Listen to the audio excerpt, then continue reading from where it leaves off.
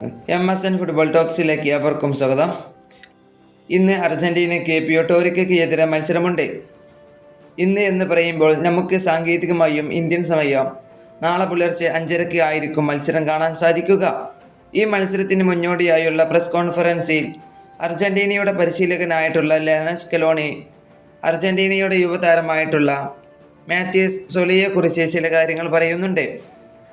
Coach പറയുന്നത് ഇങ്ങനെയാണ്: മാത്യൂസ് സൊലെ മറ്റുള്ള നിരവധി യുവതാരങ്ങളെപ്പോലെ ഞങ്ങളുടെ നിരീക്ഷണത്തിലുണ്ട്. ഞങ്ങൾ കുറച്ചു കാലമായി അദ്ദേഹത്തെ ശ്രദ്ധിച്ചു വരികയാണ്.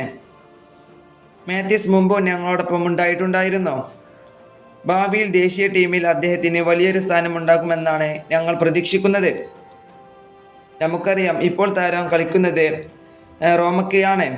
അവിടെ മികച്ച പ്രകടനം തന്നെയാണ് മാത്യൂസ് സൊലെ കാഴ്ചവെക്കുന്നത്. ഒരു മുന്നേറ്റ നിര താരമാണ് മാത്യൂസ് സൊലെ കളിക്കുന്നത് സീരിയയിലെ റോമയ്ക്കാണ്. അവിടെ താരം 6 മത്സരങ്ങളിൽ നിന്നും 3 ഗോളും 2 അസിസ്റ്റും താരം നേടിയിട്ടുണ്ട്.